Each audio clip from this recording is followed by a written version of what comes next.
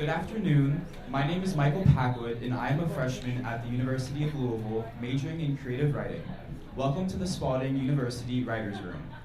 This afternoon's panel discussion focuses on writing both nonfiction and historical fiction in ways that keep the reader entertained, educated, and thoroughly engaged. From the story of Lexington, the champion thoroughbred, to the story of a 20th century American Jewish woman writer, to the kudzu queen narrative, to a World War II maritime thriller, we're sure today's panelists are ready to unravel the process of writing from both sides of literary coin, nonfiction and fiction. Please welcome to the stage authors Kim Wickens, Mimi Herman, Jeremy Popkin, John Winn Miller, and to moderate the discussion, the chairman of the Kentucky Humanities Board of Directors and Associate Professor of History at Murray State University, Brian Clardy. Thank you. Welcome to this Writers' Room session of the 2023 Kentucky Humanities Council.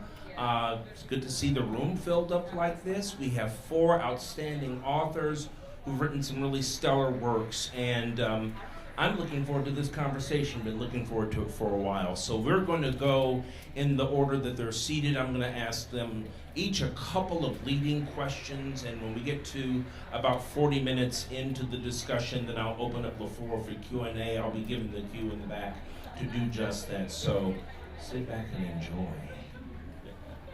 So, Kim Wickens, you're the author of Lexington. Really remarkable book. Tell us how you came to this project, and how did you go about researching a celebrity racehorse? Hi, can you hear me? Okay. I am a lawyer, which was, I think, actually helpful, in approaching this. But I read about Lexington when I was reading a book about Man of War, because I'm a huge racehorse fanatic, horse racing, I love it. And Man of War, to me, was like the racehorse, the best horse who ever ran. And so I was reading about Man of War, and they compared him to this 19th century horse named Lexington, who I'd never heard of. And they basically said Man of War was to the 20th century, Lexington was to the 19th century. And then they gave this very eloquent prose about those who saw them were lifted out of their ordinary lives and transported to a realm, to a place that they would never forget, and it was just really inspiring to read what an impact the horse had on society at that time. So this was a horse that, pre-Civil War, and so the nation was already tearing itself apart, and this horse was able for that brief moment of time when he was racing to basically combine the North and the South, to these people that were just rooting for the one horse and these incredible endeavors that he was doing on the race course. But when I started, I wanted to know more about Lexington, and I started looking into his story, and there was no book out there at all. And I started to basically start with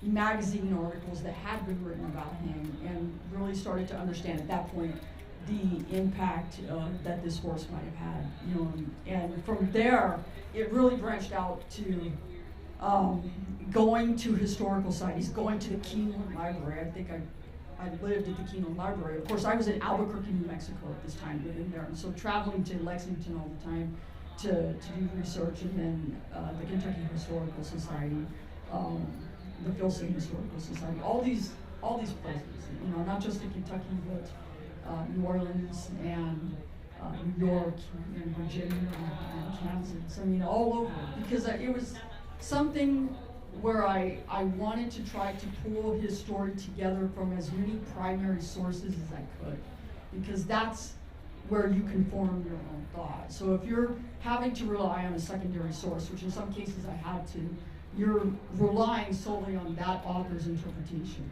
of history, and I wanted to form my own opinions about it. And so it was one of those where I was really just trying to track down as many primary sources as I could to put the story together.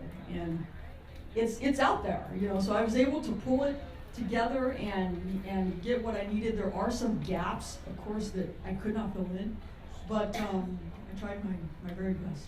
it was a great experience and loved it. So, sort of as a follow-up, why was racehorsing such an important sport in 19th century America? It was the sport. It was the sport. I mean, it was like what football is to us today, or baseball. You know, it was the sport they had. And or basketball, perhaps. And yeah, for those, you know, that are fans of that, you know, which I am. I love basketball. But I mean, it was kind of like the place to be. You know, it was something to get behind and cheer on and root for, and it was a social gathering too. And so this horse raced in New Orleans, and it was very much a place where people, you know, went and were together there. And what I found was interesting when I was researching about that whole environment of the race course at the Metairie in New Orleans was it was so surprising to me how inclusive it was at that time in society. You know, where free blacks, you know, were at the race course in the same stands as, you know, the white folks. And so, I mean, it was really a fascinating piece of history to research and learn more about.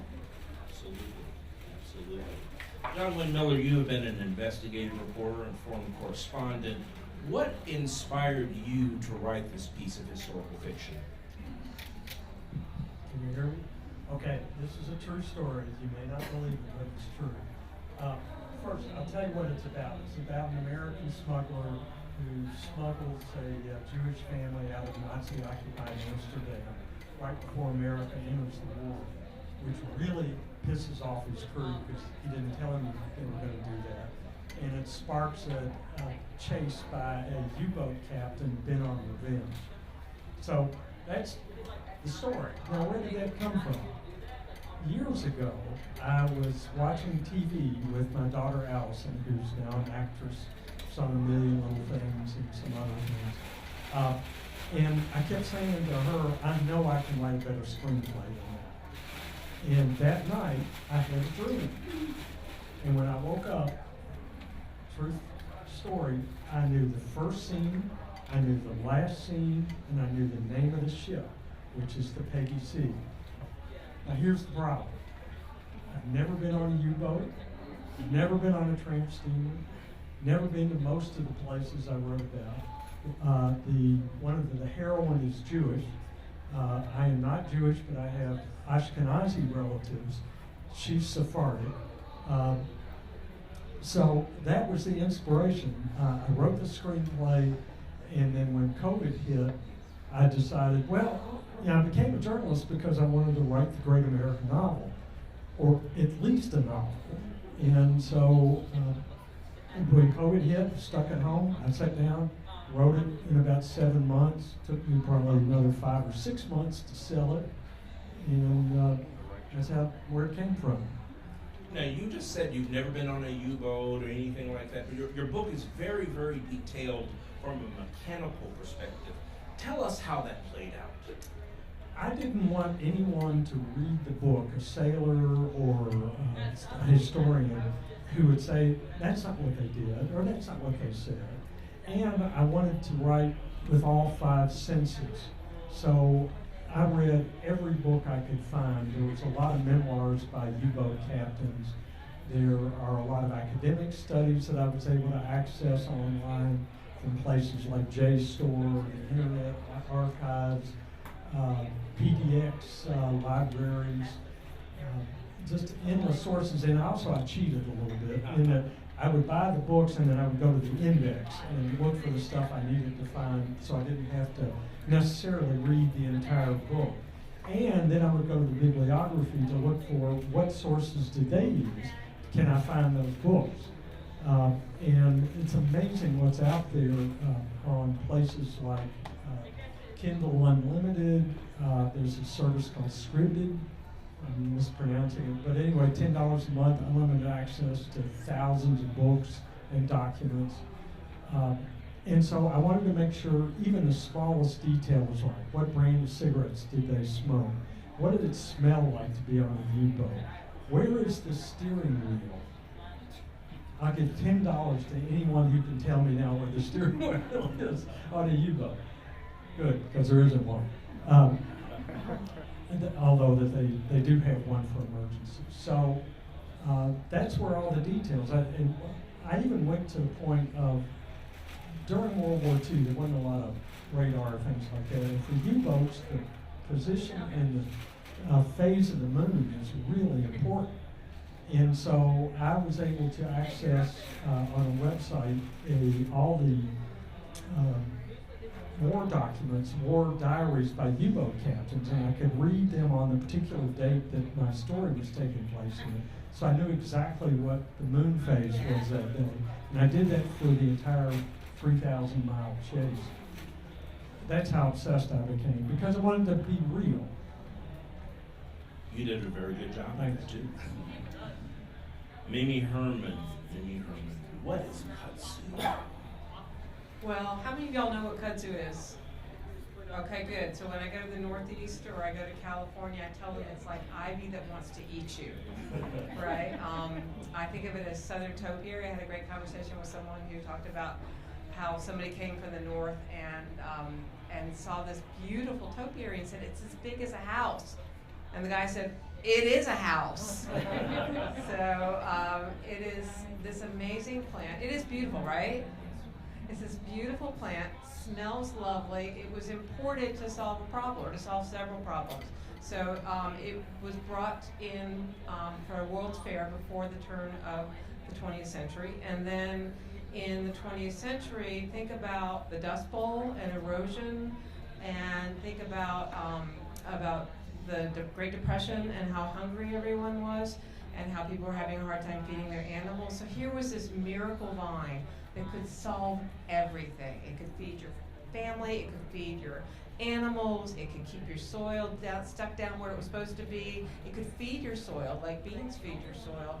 But the problem is, we in America are absolutely wonderful at importing something to solve a problem and forgetting to import the rest of the food chain with it.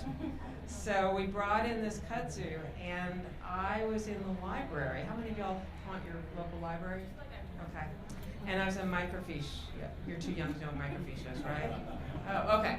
So I was on microfiche. Don't ask me why I was on microfiche. Don't ask me what I was looking for. But I found this article about men who traveled the South promoting kudzu and convincing people to plant it.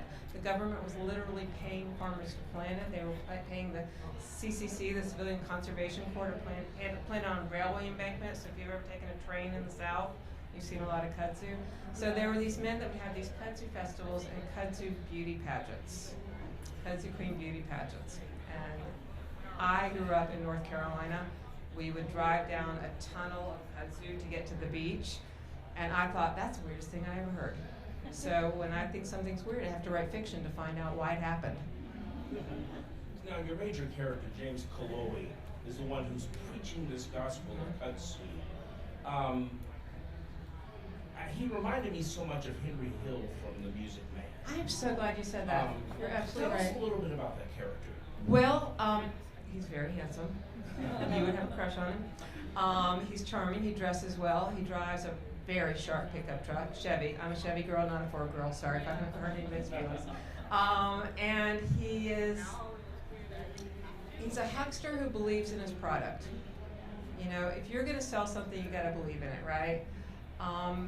But like kudzu, he tends to kind of take over people. He tends to take over everything and sway them to his will. So he wins over some pretty sensible people in the book, I would say.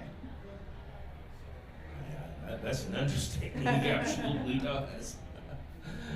Dr. Popkin, you've written a very moving, very well-researched biography of your grandmother, Zelda Popkin. You call this your passion project. Could you elaborate on that? Well, I'm professor of history at the University of Kentucky. A number of books on other historical subjects, but obviously writing about my own grandmother had an emotional dimension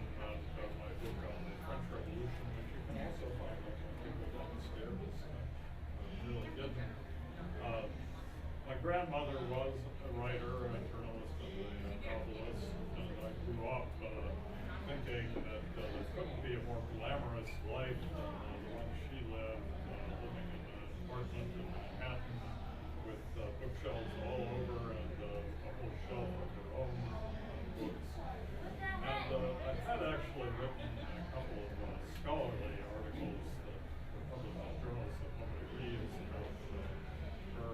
But when COVID hit and I realized I wasn't going to be going back to France to do professional research for a while, I thought maybe there's a story I could make out of her life that would be stuff for a book. And I teach courses also on modern Jewish history at the University of Kentucky, and I had for a long time incorporated some stories from my grandmother's life where they were appropriate on those courses. So I knew that this was something that brought the past alive for my students. So I decided I stuck it home here for the next year, and I have most of the material I would need and other things I was able to find on the internet. Your grandmother wrote a book in 1951 that was set in 1948 called Quiet Street that was reissued in 2002. Given what's occurring in the Middle East at the moment, how can this work inform us about contemporary issues? The crisis in Israel and Palestine at the moment is, I think, given my grandmother's story a sharp relevance that I sort of wish it didn't have at this moment. She was in Israel during the last stages of the fighting between the Israelis and the Arabs that led to the creation of the State of Israel in 1948. Her novel, Quiet Street, is a story about that struggle. She was very conscious of the question, what kind of state would this new Jewish state be? In a memorandum she wrote to her publisher, she said, I want to know if this is going to be a state that's going to be able to maintain the universal principles of justice that we associate with Judaism, and is it going to be a state that makes a contribution to the world and not just to her people. And she thought that question could be answered positively in 1951, but it was a question that is still hanging over everything since. So I think the book is perhaps more relevant now than it was when I finished it. We switched on. Pretty good. Who is Dr. Elijah Warfield? Dr. Warfield. Dr. Warfield was an obstetrician here in Lexington, Kentucky in the, 1820s, 30s, 40s, and was actually a professor at Transylvania University when it was a medical college, and taught there and delivered, married Todd Lincoln, so he was very heavily involved in the community in terms of his medical profession. But he also had this side interest of horse racing and breeding horses, and he was kind of the guy. There was no American stud book at that time. So there was all just oral history of the pedigrees of horses and how horses came, the thoroughbreds came to be, and so forth. And he was the guy that you could, trade some hemp or brown sugar or some bourbon, or something along those lines, and he would in exchange, come and look at your horse and give you his estimate in terms of, oh, this horse was sired by this one, and so forth, and he would kind of give you the lowdown on the horse that you thought or hoped that you had in your barn. And he was the guy who had this very cantankerous mare named Alice Garnett, and she was just a handful, and he tried to race her, and she was just so impossible to race that he finally just had to retire her from the racetrack and turn her into a brood mare. And so he then paid for the services of the racehorse Boston, who was just this phenomenal horse. And Boston was standing stud here in Kentucky. And back then, horse racing, horses were running these heat races. So this was not just like they were running a furlong or 8 furlongs or what have you. These horses were running heats that could be up to 4-mile heats. And so they would run 4 miles, take a 45-minute reprieve, go out and run another 4 miles, and this could go on and on until you had at least one horse that would win 2 heats. And so you had horses that were running 20 miles, just insane, 16 miles, in a single day. And this was the style of racing. Boston ran 45 of these 4-mile heat races, 4-mile and 3-mile heat races. It was just insane. And won 40 of them. Just insane. And so that was the horse that had what they called bottom, or this drive, this courage, this stamina. And that's what the breeders back then would want. Horses that had that. Not so much speed, although speed was important, but they wanted that bottom.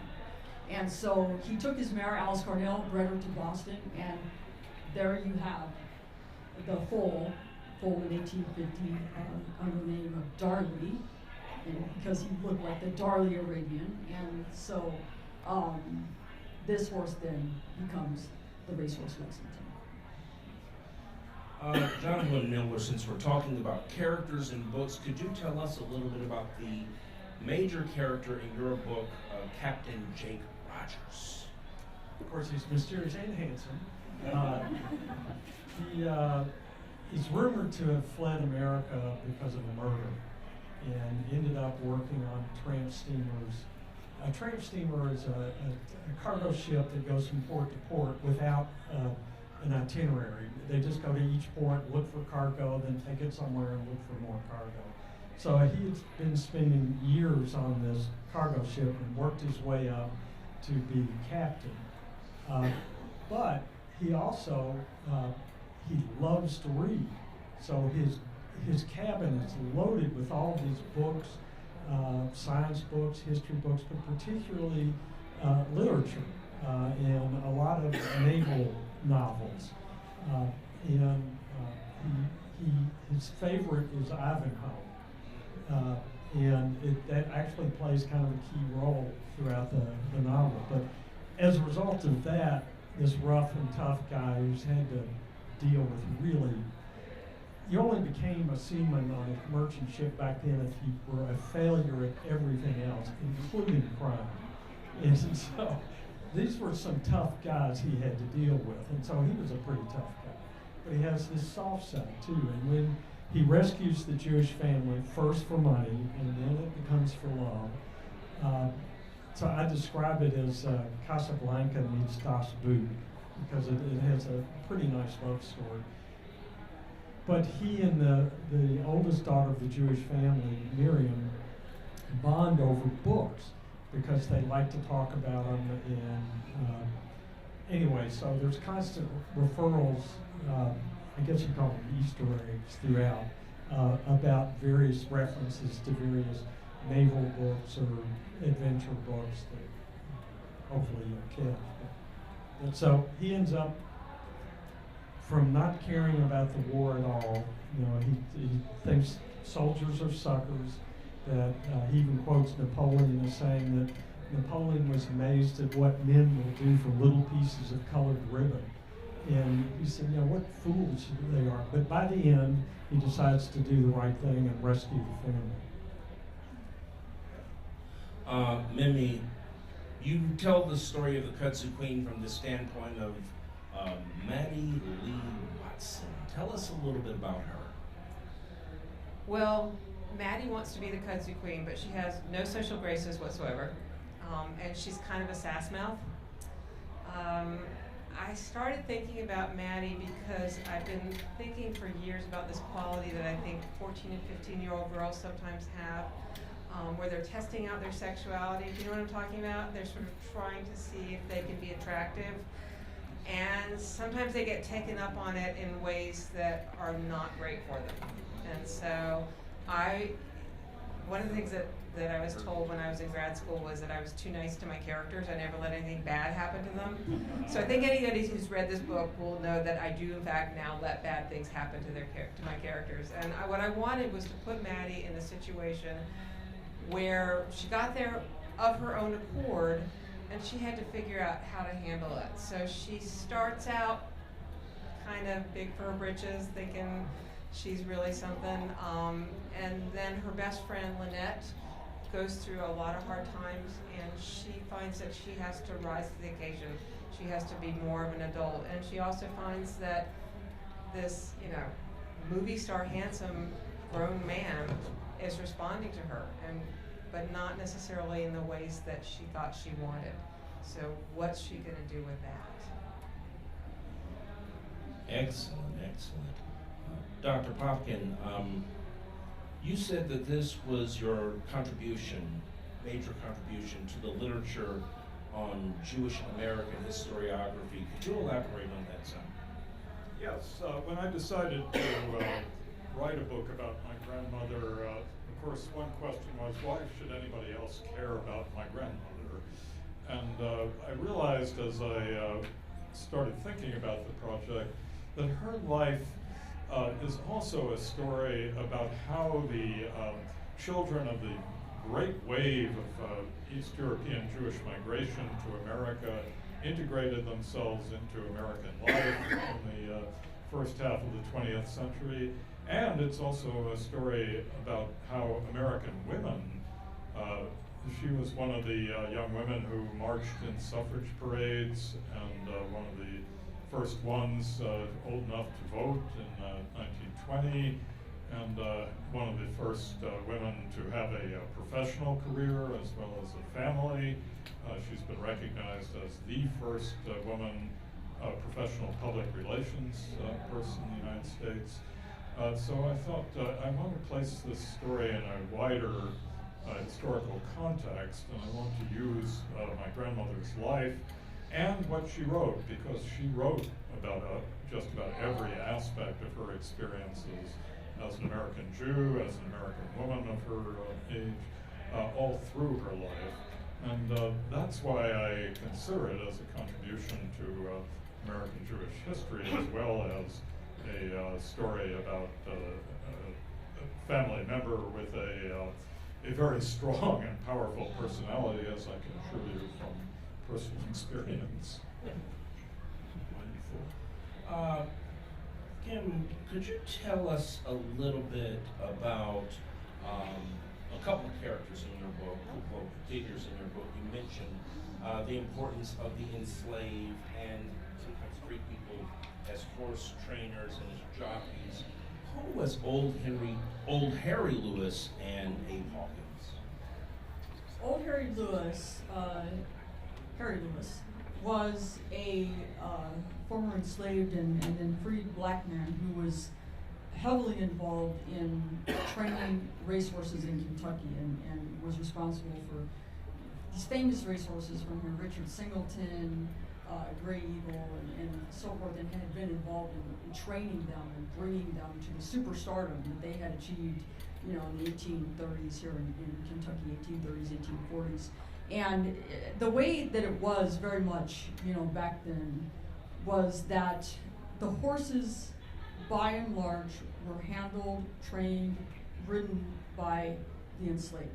And they were the individuals that had the knowledge, the know-how, and were the ones that were working with these animals. And so they were very much the people that were involved in bringing these horses to where they raced and were the great things that they achieved. And so horse racing, owes so much to the enslaved and the contributions that they made really to help that sport advance in America. But Old Harry Lewis was the individual who took over from the very beginning from Dr. Warfield, who still owned the horse, but then he leased the racing rights from Dr. Warfield in order to race the horse Lexington, who was then known as Darley, on the course. So he is responsible for breaking Lexington. Unfortunately, we don't know what that was like, although I can imagine it was a handful. And he was the guy responsible for breaking Lexington and then running him successfully here in Lexington in the first two races that he had. And then Abe Hawkins was an enslaved jockey in New Orleans, and was he had also, and this was another area that I found so fascinating, because you're talking about an enslaved man who was a celebrity. So he reached this celebrity status in the nation, known as the second famous Abe, the other one being the future Abraham Lincoln. And he had reached this celebrity status as an enslaved man. I mean, it's astounding that could happen in those two very contradictory, realms. But he was a very famous jockey and very skilled, and raced Lexington's competitor horse named John Wynne Miller, you have some really interesting characters in your book. The Misfits. Could you tell us a little bit about them? So, as I mentioned, you don't become a crew member on these ships unless you already have a lot of problems. And so I had to have 14 crew members in order to run a ship, because it's 24 hours a day, you've got shifts you got to do. So we have one character called Bosun, who turns out he volunteers for the ship, not realizing that Jake Rogers is the captain, and they have bad blood between them. He is from Alabama, and talks with a southern accent, and is a bit of a racist. And but then there's also the black crew, which is the people who run the coal, shuffle the coal in the bottom. Those were generally from India or Pakistan. And he has an Irishman who is his chief forger, and a Nigerian who is his buddy. They met at a fight that Rogers rescued him from a fight. And even though he's not a sailor, he has been with him on the ship ever since. And he plays a key role in saving everybody. And then you got the Nazis on the U-boat. I didn't want to be stereotypical. It's hard to write a good Nazi, but kind of so I based the bad guy, the main bad guy, Captain Victor Brower, Bloody Brower, on 3 real U-boat captains, and I took the worst from all 3 of them. But then I also had others on the boat that were just doing their job. They thought they were doing their duty. They were defending their country.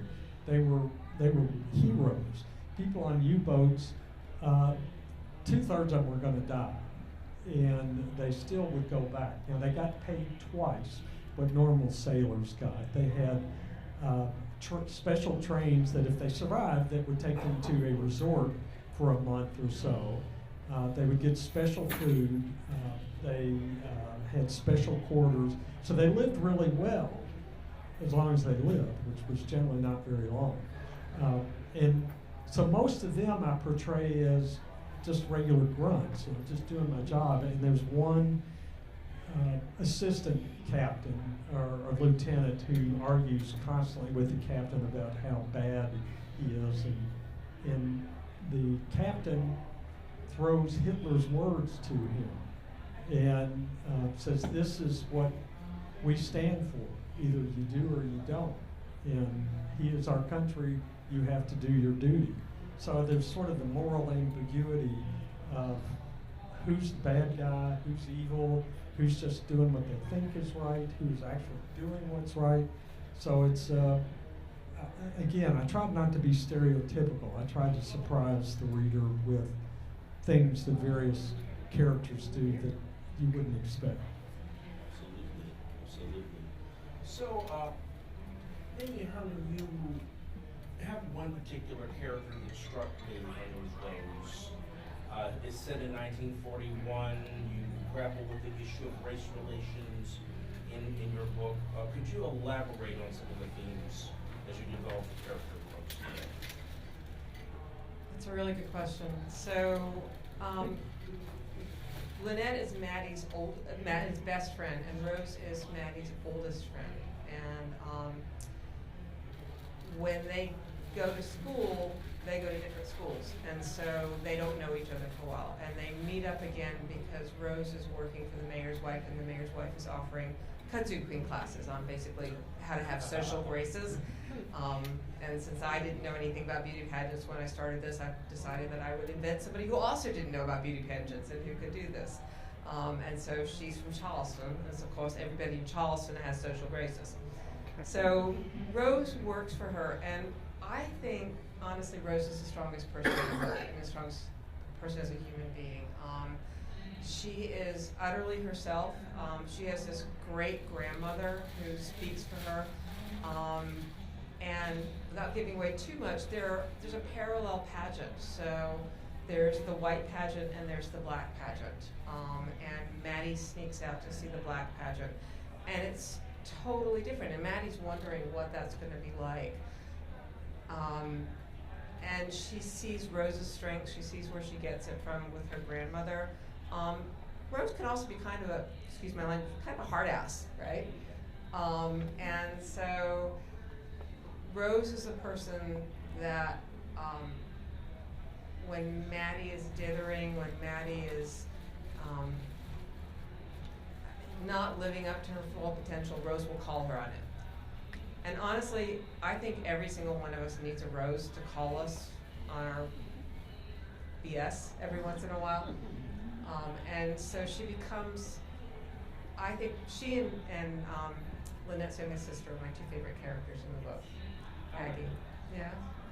So anyhow, she's a very strong character, very stubborn character, and I worked hard with every character in the book to make them be an individual. I love what John was saying about using your five senses, and I love the idea of using at least three senses in every scene to make people three-dimensional and to make scenes three-dimensional.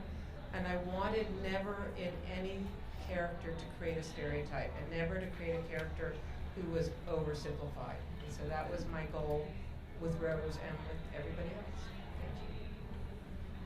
Thank you. Dr. Popkin, tell us your favorite Zelda story. Where would I begin? My grandmother loved to tell stories about herself, and in fact, in addition to her 13 novels, she did write an autobiography. I'm not sure I can single out a single favorite story, but she opens her autobiography. She got the start in her writing career at the age of 16 when she graduated from high school and was hired by the small-town newspaper in Wilkes-Barre, Pennsylvania, where she had gone to high school.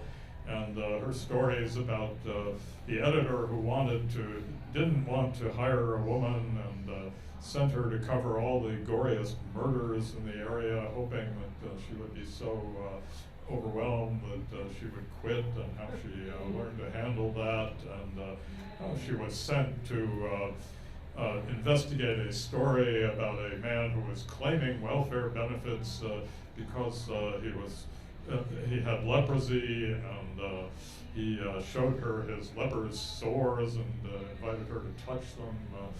And she came back, her editor was convinced that the man was faking and had her write the story about how he was living on the county by pretending to have leprosy. And then it was discovered he really did, and my grandmother got in contact with him. So I like to think of my grandmother as this adventurous teenage girl who was not going to let anything stand in her way.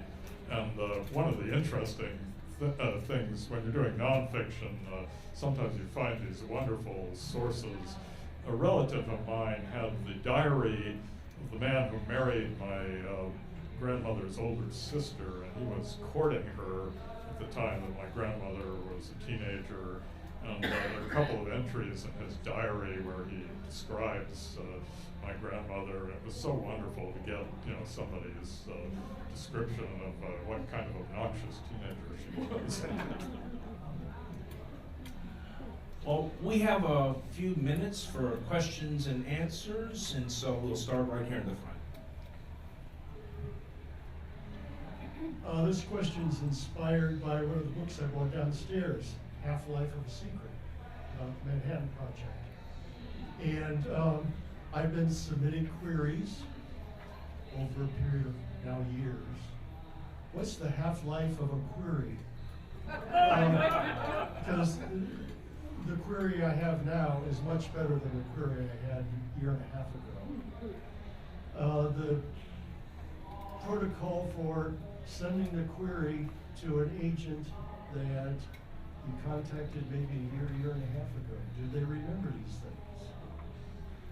Most of them don't care. But I sent 50 query letters, and most of them got no response. In Hollywood, they say no response is the new no. And the few agents who did respond were polite, sending nice form letters. And one or two of them actually sent me personalized notes saying, sorry, this isn't in our style. And you just got to keep doing it. And so the ones who I kept track of it, there's a thing called querytracker.com where you can track all the agents that you're contacting. And so I would follow up 3 months, 6 months, and then just not follow up at all. But I finally found 2 publishers who didn't require agents, and that's how I got published. There's a publishing company that didn't require an agent. I'm sorry I can't refer you not to my grandmother but to my mother. My mother is a character in the story about my grandmother.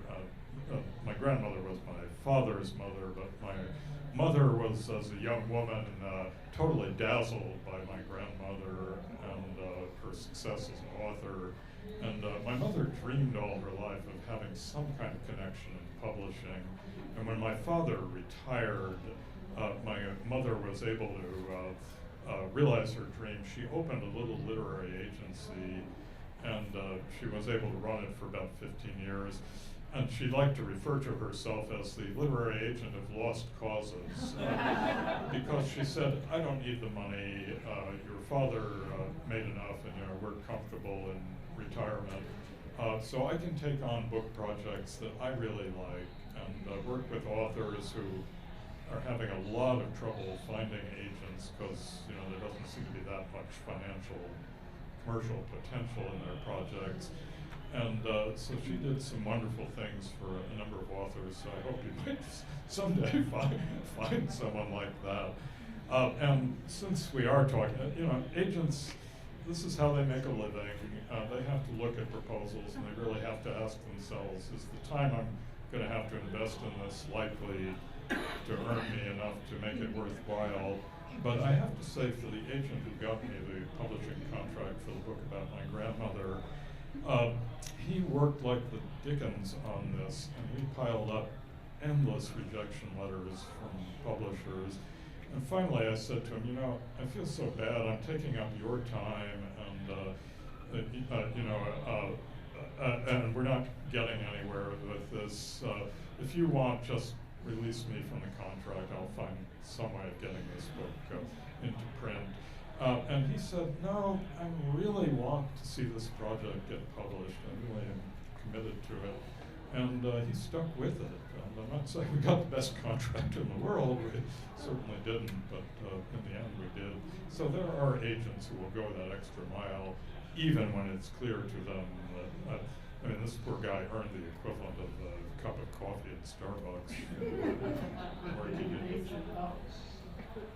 18 months after you did the book again, well, I sort of think John probably told you the truth here. If you haven't heard from them in 18 months. Try again, so another 300 after 18 months. If they haven't answered your first letter, they've probably decided already. We have a question in the back. Yes. Hi. First, thank you all so much for doing this.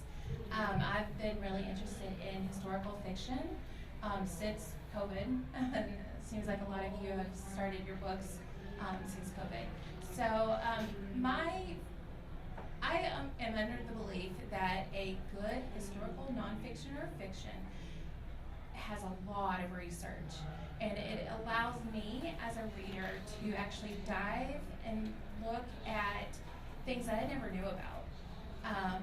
So I go down rabbit holes just to know. So I know that you guys have a lot of research that you guys do. That being said, what is your process of getting the research to where you're not overwhelmed when you're writing the book? So my book was 10 years in my life, and so that's a lot of research.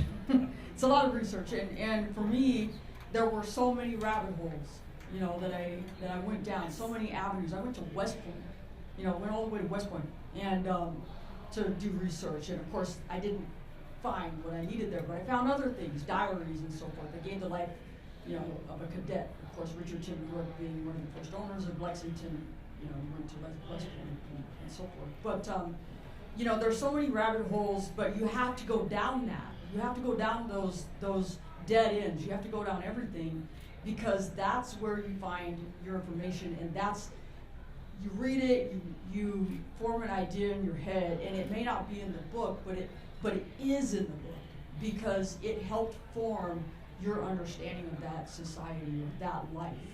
And that then it's so apparent to a reader, you know, later on, that the writer knows what they're talking about because of everything that they've read and researched that has helped form their opinions, right, that go in there.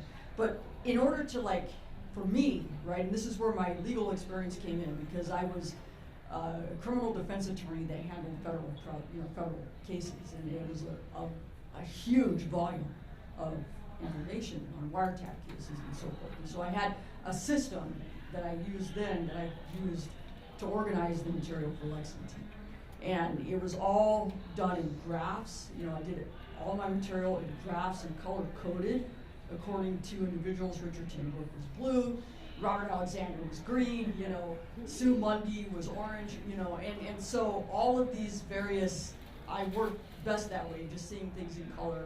Whenever, like the Civil War chapter on war horses that's in the book, everything was in a graph, you know, with information I thought was very important next to the source for that. And so it was easy for me to then go, okay, where did I read about General Grant and, you know, Cincinnati, you know, so I was able to go to that on my graph and then have the source right there with the page number and everything, which made it so easy then to do the bibliography and the notes at the end of the book, you know, so it's very heavily documented. And I mean, to me, that research was so important. I loved the research part of it, you know, and then it just formed so much in my head that I was then able to write it more, I hope, in a story format, so that it's not just like reading a dry history book, right? But so that it's in a story format,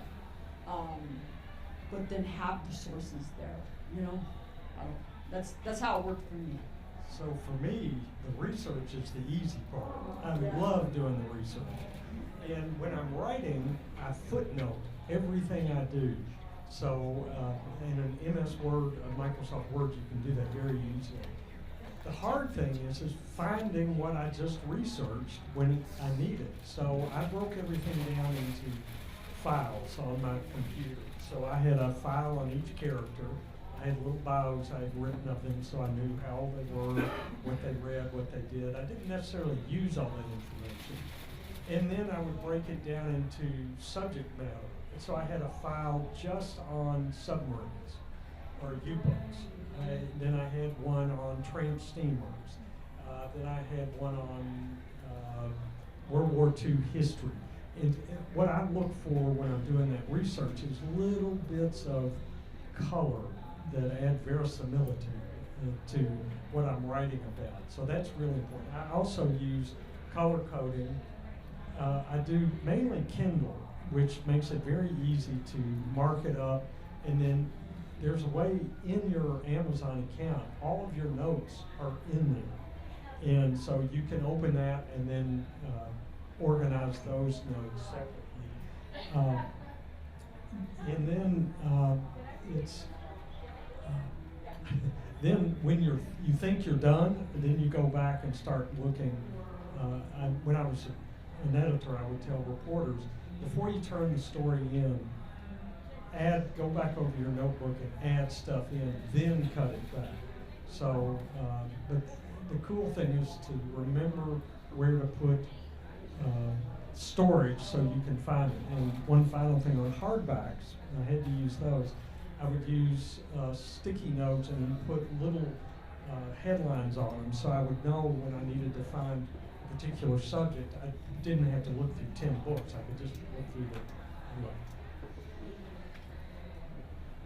Well, I think we're out of time, and we are. Let's hear it for our authors.